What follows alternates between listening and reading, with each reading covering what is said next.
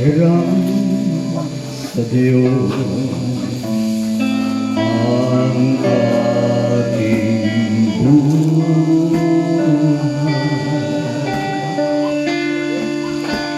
Ikaw ako tanging handog lamang. Di ko na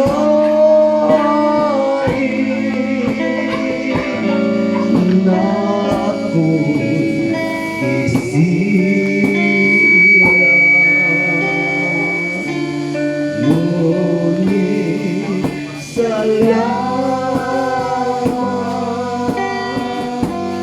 dahil may buhay. Ligaya ko bago isira, pagkataon ay mayroong daman. Sino may pag-ibig, sino nagmamahal,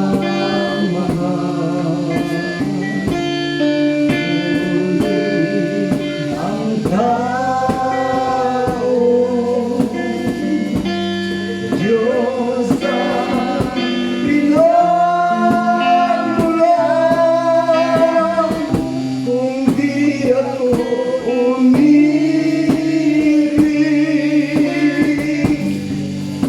kung di mabigyan halaga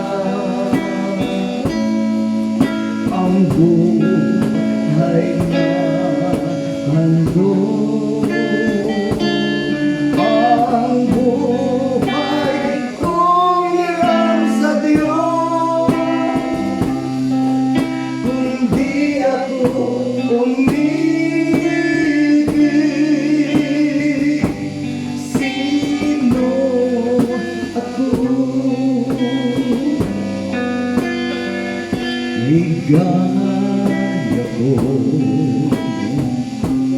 na ako'y isira,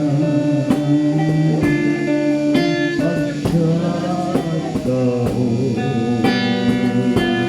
ay mayroong daman. Sino may pag-ibig, sino nagmamahal,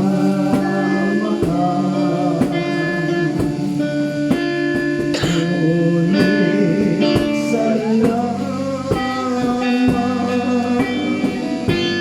dahil may buhay.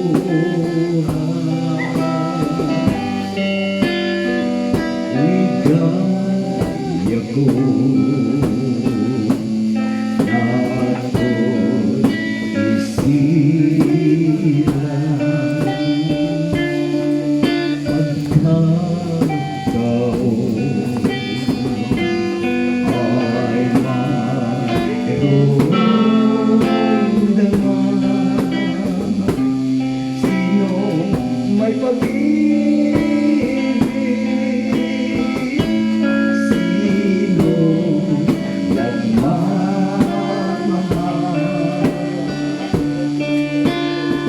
ngunit ang tao, Diyos ang pinagmulan. Kung di ako umibig, sino ako?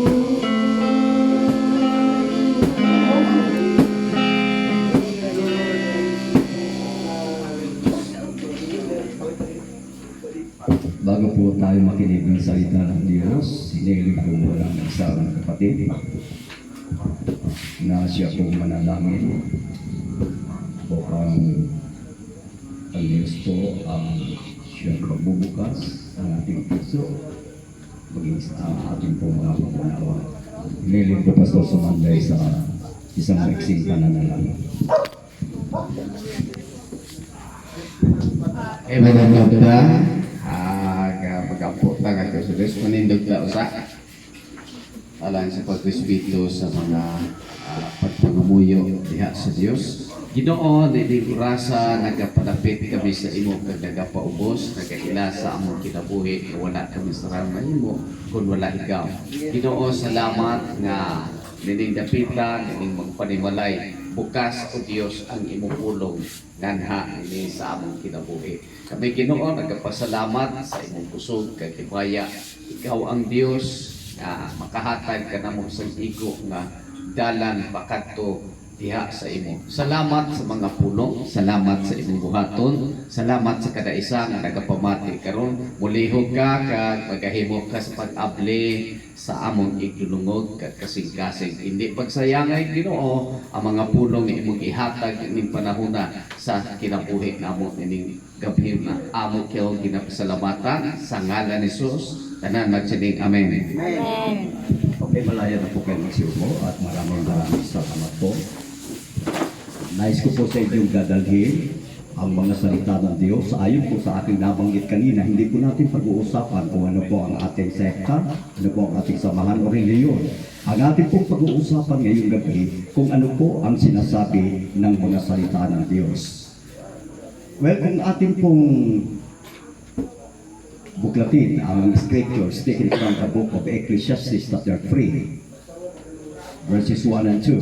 To everything there is a season, and to everything there is a season and a time of every purpose under the heaven. Time to be born and time to die. So, yan po ang katotohanan mula sa salita ng Diyos na kung saan sa lahat daw ng bagay ay may kapanahunan. Panahon ng kapanganakan at panahon ng kamatayan. Hindi po natin matatakasan ang katotohanan ito dahil ang banal na salita ng Diyos nagsasabi sa Hebrews 9:27, "For it is appointed unto man once to die, and after this the judgment." Talagang itinakda po sa tao na mamatay. Wala ni sa ibabaw ng mundo na manatili sa daigdig. Kung tayo po nagbabasa ng salita ng Diyos, tingnan po natin, meron pong pinakamatandang nilalang na nabubuhay noong unang kapanahunan. Akala po natin hindi na po siya mamamatay. Pero ang banal na kasulatan nagsasabi, itinakda na po sa taong mamatay. Ang pinakamatandang tao na nabubuhay sa balat ng lupa, walang iba kundi si Methuselah. Si Methuselah po ay, alam niyo po ba kung ilang taong bago namatay si Methuselah? Ang kanyang edad ay umabot po ng 969 years old. Malapit na po 1,000. 1,000 taon. Pero, palibhasa ay sinabi po ng banal na salita ng Diyos na itinakda sa taong mamatay. Namatay din po si Methuselah. Now, ang kamatayan hindi po, wala pong sinisino-sino, wala pong pinipili. Bata, matanda, mayaman, dukha, may pinag-aralan, wala, lahat po ay talagang appointed ang kanyang kamatayan. Kanya lamang ang inyong mahal sa buhay, lalo na sa Antenes Ternera, na unang pumanaw dahil nakatakda na po ang kanyang kamatayan. Yan po ang katotohanan mula sa banal na kasulatan. Ngayon, gusto ko pong bigyan ng diin ang mga salita ng Diyos na ating pong mababasa sa aklat po ng Luke chapter 16. Beginning reading, kung babasahin po natin 19 to 31. Pero bigyan ko na lamang po ng buhay ang mga salitang nakasulat dito. Sinasabi po ng banal na kasulatan na once upon a time, meron pong nabuhay na isang mayaman na siya po ay kumakain ng sagana at dinaramtan ng masisilang damit o magagarang damit. Kalibasay siya po ay isang mayaman. Ang banal na kasulatan nagsasabi po na meron din po isang taong pulubi na ang kanya pong pangalan ay Lazarus. Lipos ng sugat at ang pulubing ito ay nilagay lamang po doon sa pintuan ng isang mayaman at ganun man siya po ay hinihimura ng aso. Palibasay nagkanaknak na isugat po ang pulubing ito. Sa madalit sabi, nagsasabi po ang banal na kasulatan na ang mayaman at ang mahirap na ito noong unang panahon. Katulad po sa atin na naririto ngayong gabi, humihinga, gumagalaw, nangangahulugan na tayo po'y mga buhay. So ang binabanggit po ng banal na kasulatan ang isang mayaman at si Lazarus nung unang panahon, sila din po ay nabubuhay. Na tiyak ang buhay ng tao, tiyak din po ang tinatawag na kamatayan. Ang sabi po ng Biblia na ang taong mayaman namatay at inilibing. Dahil din naman namatay si Lazarus. Datapot, siya po ay kinuha ng anghel. Dinala sa sinapupunan ni Abraham. Kaya, ang kamatayan has no respecter of persons. Wala pong tinatanging tao ang kamatayan. Kapag ka itinakda, dumating na po ang appointed time ng isang tao para siya kunin, wala pong makapagtitigil. Kanina, sa awitin na ating inihandog, ang buhay natin ay hiram po lamang sa Diyos. Now, dahil tiyak po ang buhay at tiyak din po ang kamatayan, gusto ko pong iwanan ang mga mensahe sa lahat ng naririto, lalo-lalo na sa mga naiwang nagluluksa sa pamilyang na kung saan ang kanilang mahal sa buhay ay pumanaw, at sa lahat ng mga kaibigan, kakilala at mga kamag-anak na naririto. Gusto ko pong iwanan po kayo ng mensahe ngayong gabi, sapagkat ang mensaheng ito, alam niyo po, wala na pong problema sa yumaon ninyong mahal sa buhay dahil kinuha na po siya ng ating Panginoon. Ang problemahin po natin tayo ng mga buhay. Ang tanong, pagka dumating na po si Mr. Kamatayan at kumatok na po sa ating buhay, ikaw na ba'y handa?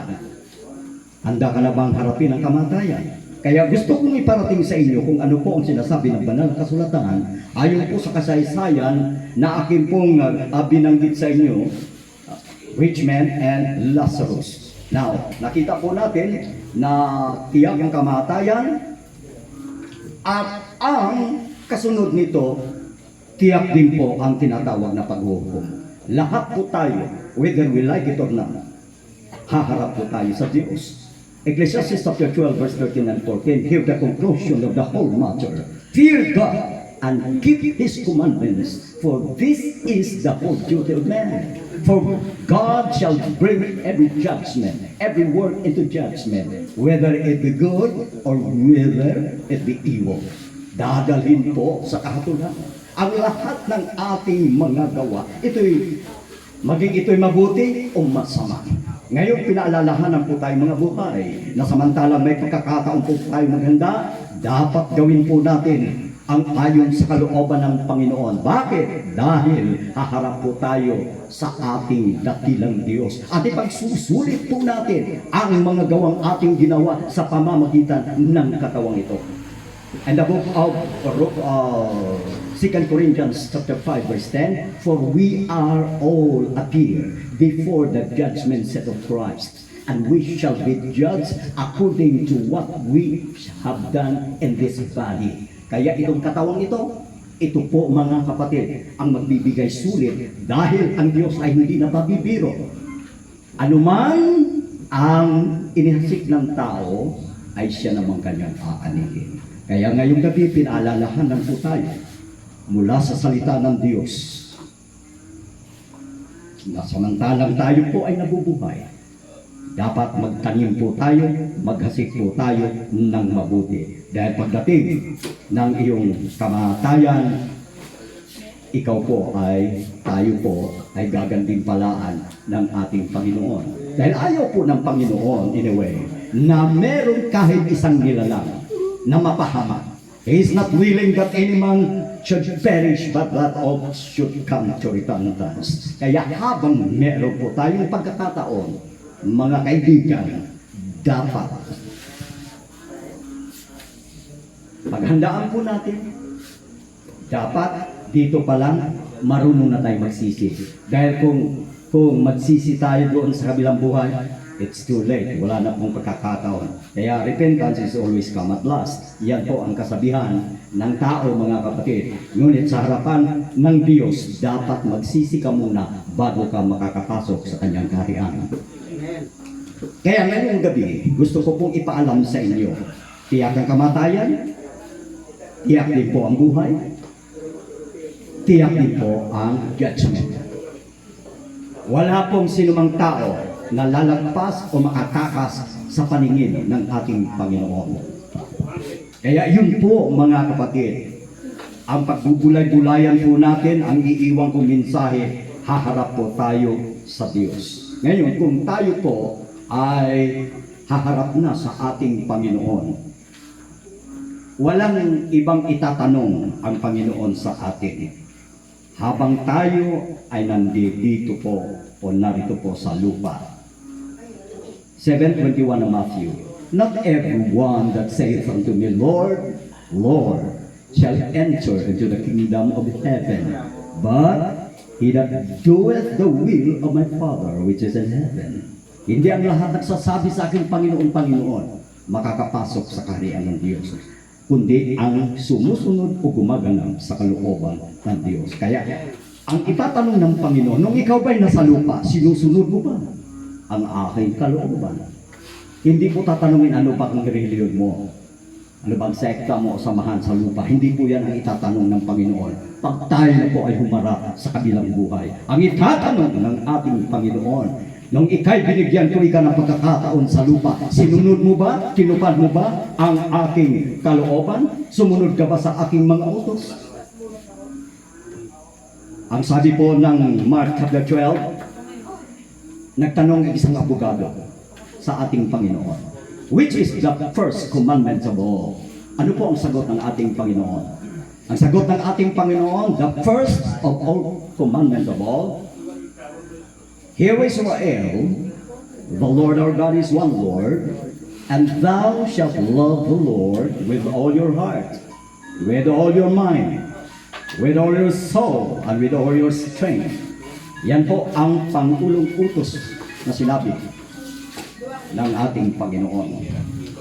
Kaya, kung si King Solomon ang ating tatanungin, ang buong katungkulan ng tao ay ang pagsunod sa kalooban ng Panginoon o sa kanyang utos, mga kapatid. Kaya pinaalalahanan tayo ngayon. Samantalang yung inyong butihing ina, auntie,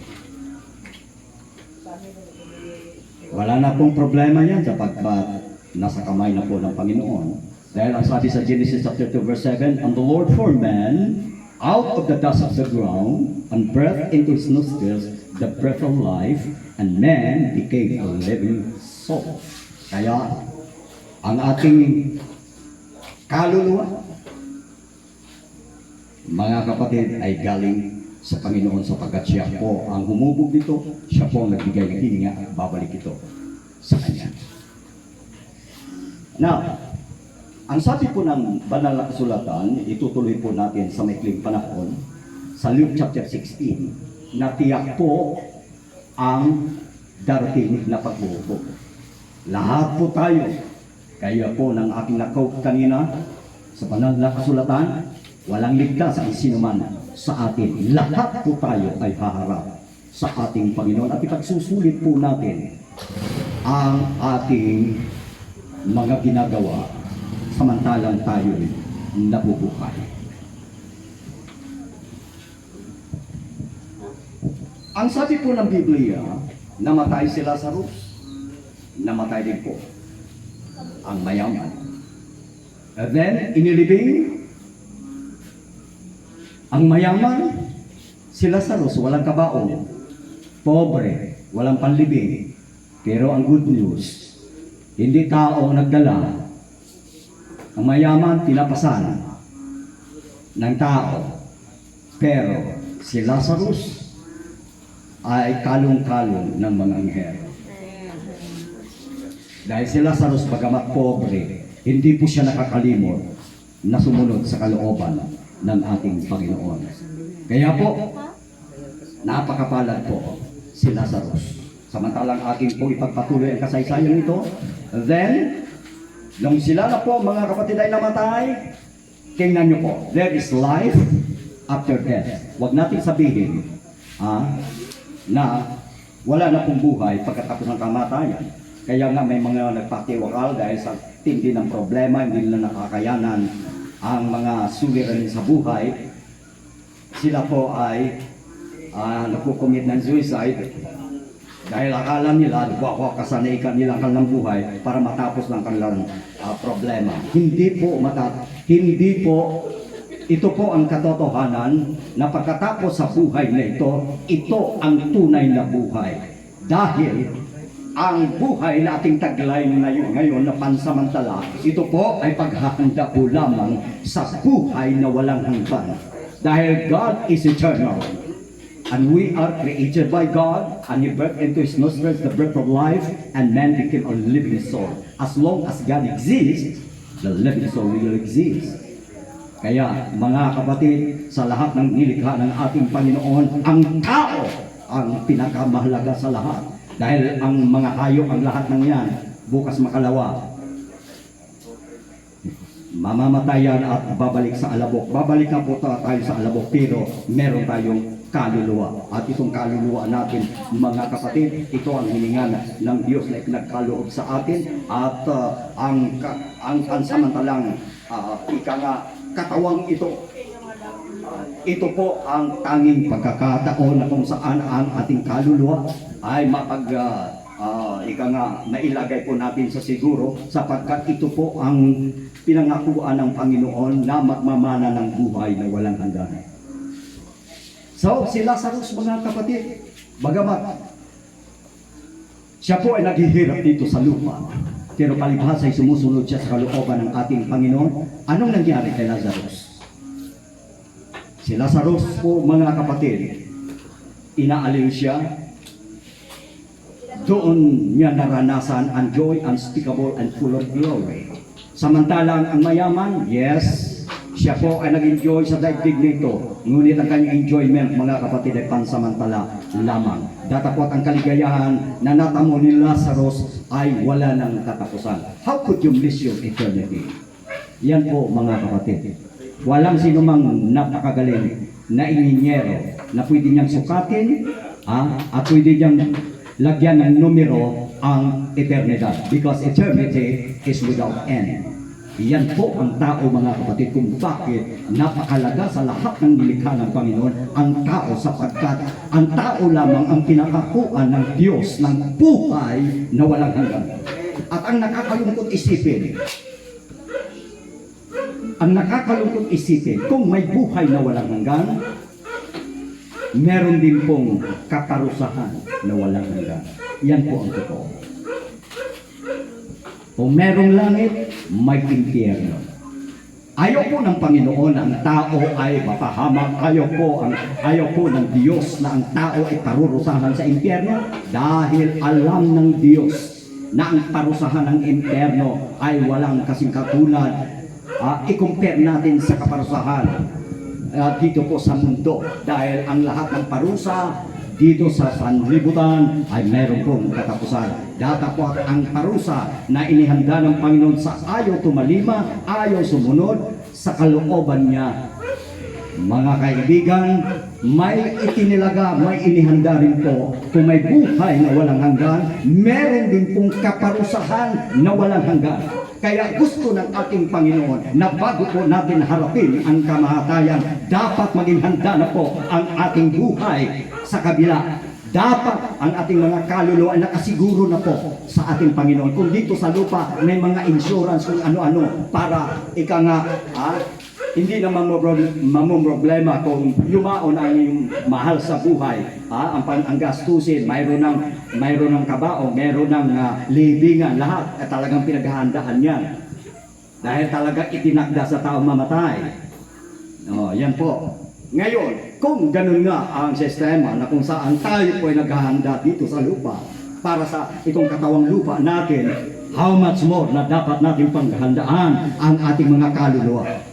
Dahil ito po ang magmamana ng buhay na walang hanggan kung ayaw tayong tumalima at ayaw tayong sumunod sa kalooban ng Panginoon, kaparusahan din po na walang hanggan. Hindi po nais ng Diyos na may isa na mapahamak. Gusto ng Diyos maligtas ang lahat. Pero nung lalangin po tayo ng Panginoon, ito ang katotohanan mga kaibigan. Nung lalangin po tayo ng ating Panginoon, God created us with free moral agent. Meron po tayong kalayaan. Kung maglingkod tayo sa Diyos o hindi, kung gumawa tayo ng mabuti o hindi, it's up to you. Hayaan po tayo ng Diyos. Dahil ang hindi po sinaklawan ng Diyos sa tao ay ang ating kalayaan. Kaya malaya po tayo kahit ano ang ating gagawin. Malaya po tayo kung ano ang ating itatanim. Mayroon po tayong kalayaan. Ganyan po ang pagmamahal ng Panginoon. Hindi po siya mga kapatid. Hindi niya po sinaklawan o hindi niya po pinigil. Hindi niya po ika nga ang tao ay binigyan niya po ng free moral agent. Freedom to choose. Ganyan po ang ating Panginoon. Kaya, ibig ng Panginoon, ng lahat ay maligtas. Kaya nga po, ako'y nagpapasalamat. Dahil bago man lamang ihatid sa huling hantungan ang inyong mahal sa buhay. At salamat naman sa pamangkin. Dahil binigyan po tayo ng pagkakataon upang makapagbahagi sa inyo ng mga salita ng Diyos bilang paghahanda kung dumating na po, pumatok na po sa ating buhay si Mr. Kamatayan. Now, ang sabi po ng banal na kasulatan na ang mayaman ay nagmamakaawa. Sabi niya, maawa ka mang Abraham, suguin mo ika si Lazarus na itubog ang dulo ng kanyang daliri sapagkat nandito ika ako sa napakainit na kalagayan. Naghihirap siya sa apoy. Tingnan niyo po, mga kaibigan, mga kapatid. Yan po ang sigaw ng isang mayaman. Pero ano ang sagot? Ano ang sagot ni Abraham? Sabi niya, anak, alalahanin mo nung ikay nabubuhay pa, ikaw ay tumanggap ng mabubuting bagay. Samantalang si Lazarus, masamang bagay. Datapot ngayon, inaalin sarili at ikaw ay nasa pagdurusa. Alalahanin mo yung word, remember thou in thy lifetime. Kaya, the certainty of remembrance, meron pala tayong alaala. Maalaala po natin ang ating buhay dito sa mundo. Yan po ang katotohanan. Tiyak na tayo po ay nabuhay, tiyak din po na tayo mamamatay, tiyak din po na tayo haharap sa hukuman, at tiyak din po na meron po tayong tinatawag remembrance. Maalaala po natin. Now, yung pakiusap ng mayaman na kung pwede, makatikim lang siya ng isang tulo lang, kahit isang tulo lang.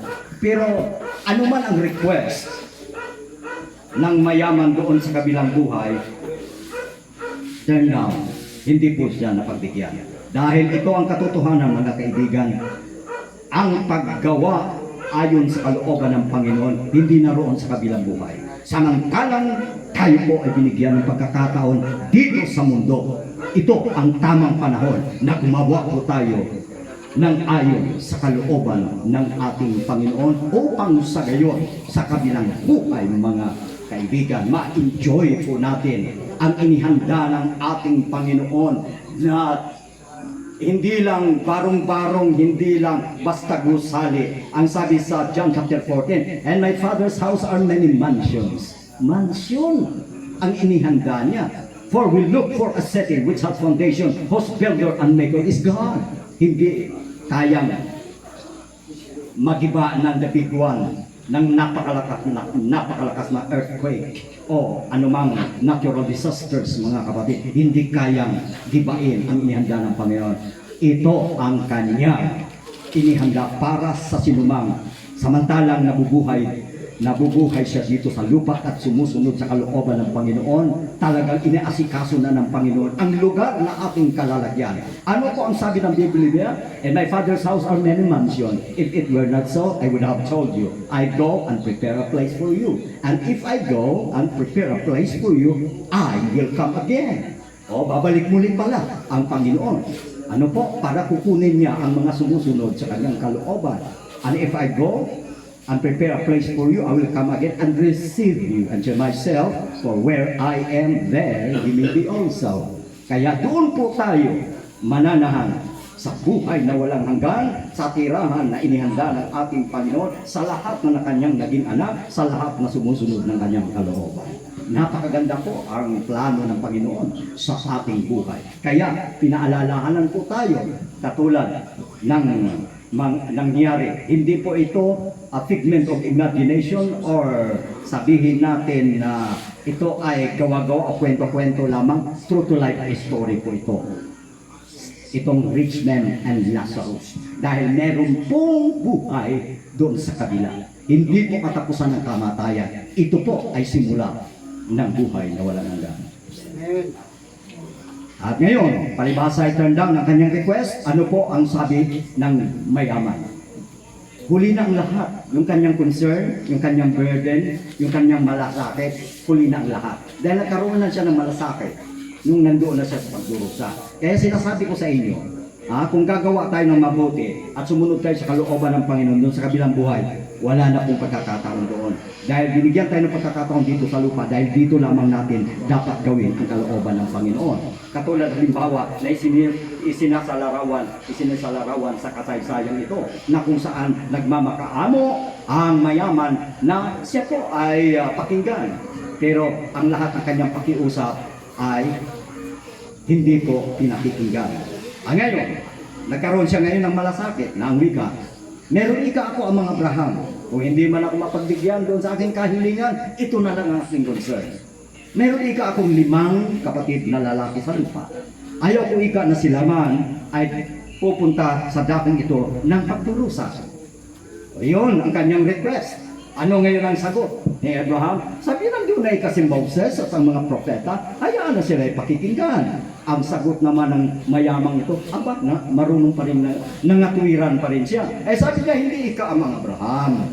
Kung may patay na maguli, at yun ang magsasabi, yun ang mangangaral, yun ang magdadala ng salita ng Diyos, kaya na sila ay maniniwala. Ano ang sagot ngayon ni Abraham? Abay, kung hindi nila paniniwalaan ang mga propeta at si Moses, hindi rin sila magsisitalima kahit na daw ang patay mabuhay muli. Kaya yun po ang katotohanan, mga minamahal.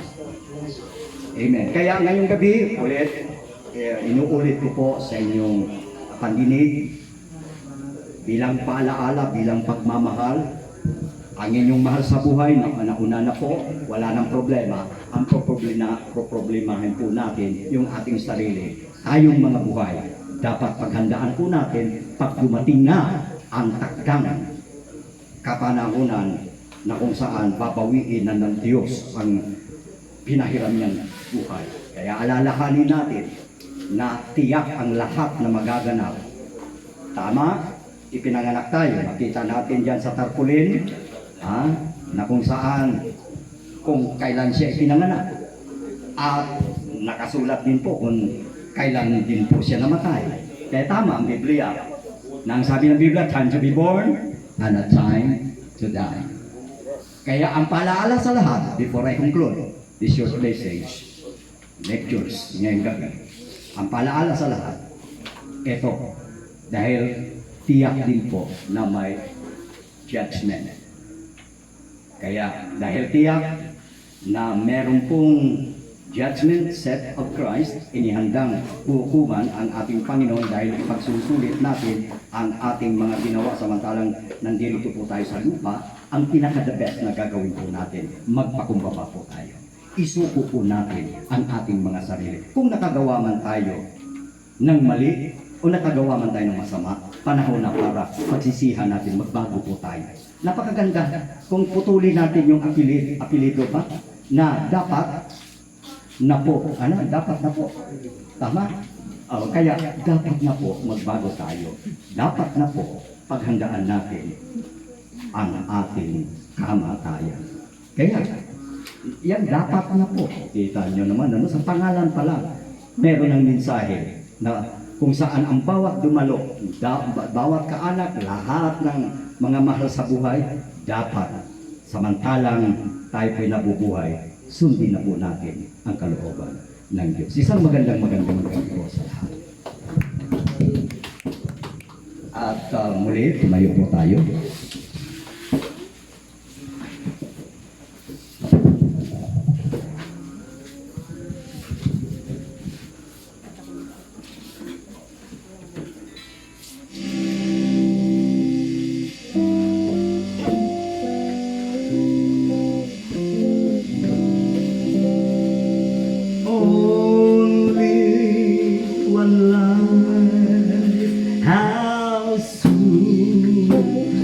It will pass. Only one stand for Christ will last. Only one chance to do His will. So give to Jesus all your days. It's the only life that's made. When you recall, you have that one love. Only one life. How soon it will pass. Only one stand for Christ will last. Only one chance to do His will. So give to Jesus all your days. It's the only life that pays. When you recall, you have just one love. When you recall, you have that one love.